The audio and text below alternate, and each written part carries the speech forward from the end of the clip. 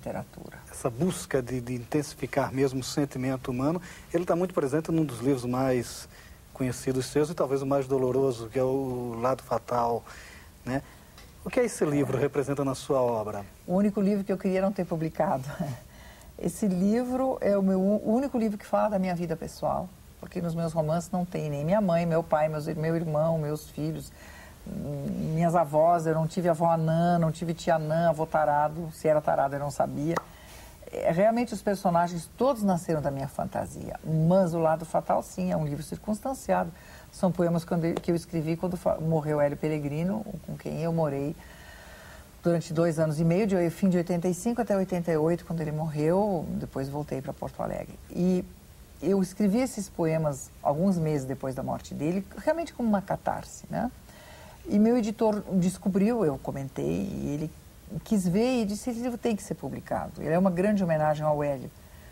Se eu estivesse mais lúcida nessa época, eu teria dito não. Mas como eu não estava muito bem, realmente foi uma fase muito difícil para mim, eu tive que me reconstruir toda, eu disse sim, é uma homenagem ao Hélio, as pessoas sempre querem o Hélio, blá, blá, blá. E o livro que eu pensei, vai ter uma edição e vai acabar, tem uma vida interminável, ele é de 88, ele já deve estar, não sei em qual edição, é incrível, não é? E seguidamente eu digo, a partir da próxima edição termina, não quero mais esse livro. O meu editor me disse: você está louca, porque se ele vende tanto é porque ele tem um público. Então eu respeito, e o livro vai continuando. E já teve 2 vezes, foi feito peça de teatro, uma vez pela Beatriz Segal, há uns anos atrás, e agora um ator da Globo, Jackson Antunes, está dirigindo A Sua Mulher, Cristiana Brito, e está começando a fazer um circuito no Brasil inteiro, sobretudo universitário. E ficou muito bonito, uma coisa muito interessante, é um monólogo mesmo.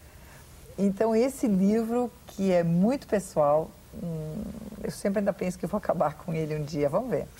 Não gosto.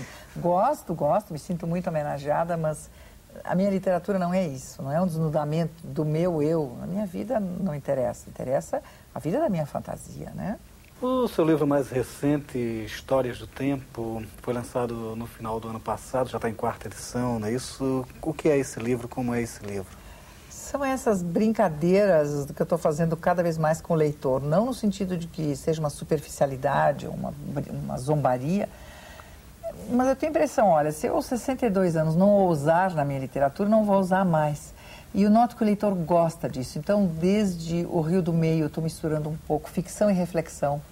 No Secreta Mirada, eu misturei poemas com uma espécie de crônicas. É um livro também que está, não sei em que edição, deu muito certo. E no Histórias do Tempo, eu de novo misturo ficção. Eu inventei uma mulher que é 2, ela é medésima, que em italiano é a mesma, que é aquela mulher que paga suas contas, cuida da sua casa, cumpre seus deveres. Mas ela pariu uma outra mulher que é a Altéria, que é a outra, que é louca, que voa por cima dos telhados, que é estabanada, que é, enfim, perversa, que é sábia, é meio bruxa. E entre meio as histórias destas duas, os diálogos das duas, com reflexões sobre a questão da vida, da família, do amor, da passagem do tempo, que são os meus assuntos prediletos, sobretudo a passagem do tempo. O livro chama-se Histórias do Tempo. A capa é um quadro da minha filha, tem uma filha que é médica, que é também artista plástica, a Suzana. É um quadro que significa audição. Essa é a concha embaixo, que parecem florzinhas na capa do livro, são as células da audição. Ela é médica e trabalha com esse mistério interno do corpo humano. E aí já deu o segundo passo. O primeiro foi um romance O Ponto Cego, falo muito sobre o tempo. E de lá para cá veio todo o material que eu estou trabalhando num projeto atual, que provavelmente você ia me perguntar. É um livro que eu estou preparando, talvez saia ainda no fim do ano, não sei, que se chama Maturidade, 2 pontos. Maturidade, 2 pontos. Perdas e ganhos. Eu quero até aquele ezinho comercial.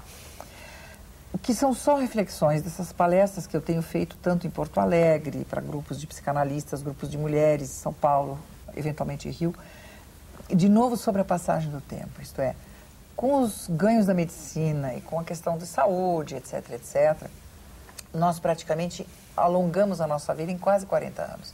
Até pouco tempo atrás a idade média era 40, hoje é 80, digamos, em alguns países.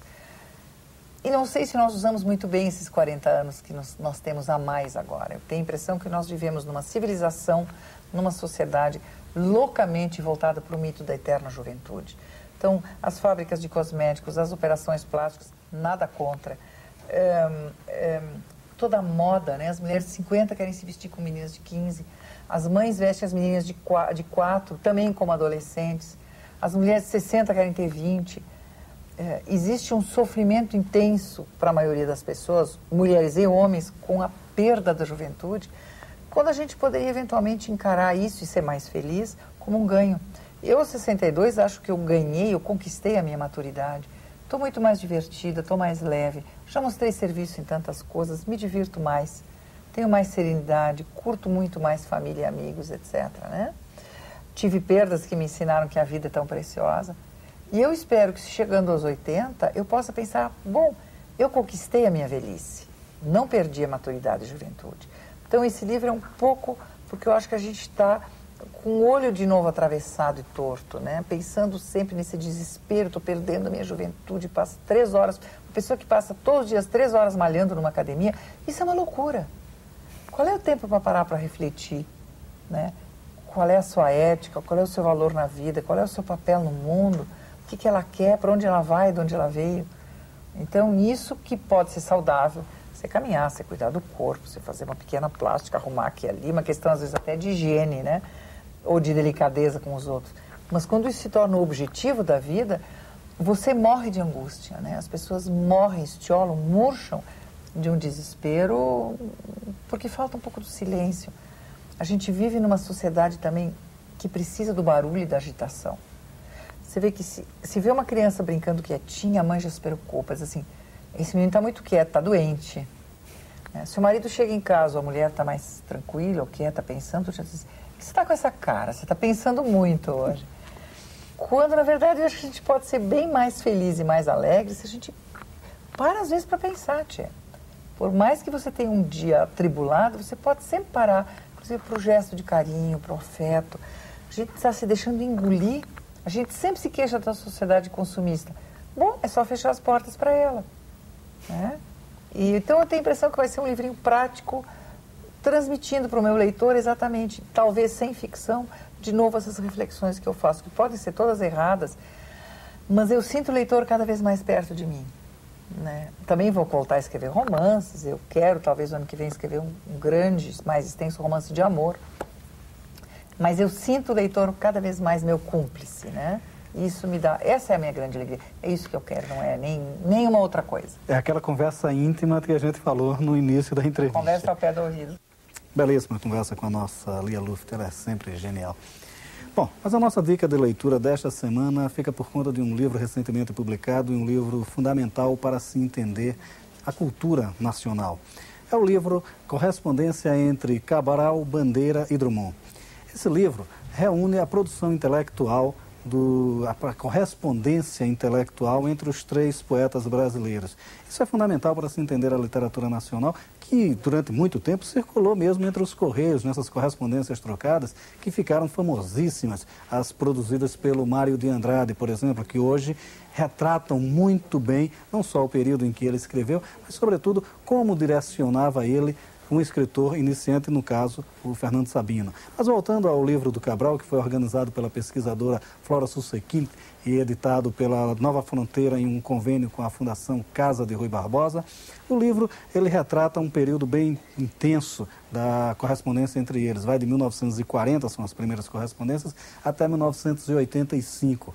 Mas o fundamental é que essas correspondências iniciais eram entre pessoas de gerações diferentes, embora buscassem o mesmo objetivo, brigassem pela poesia. Para se ter uma ideia, João Cabral tinha na época 20 anos, embora já fosse diplomata, exercendo sua profissão na Espanha.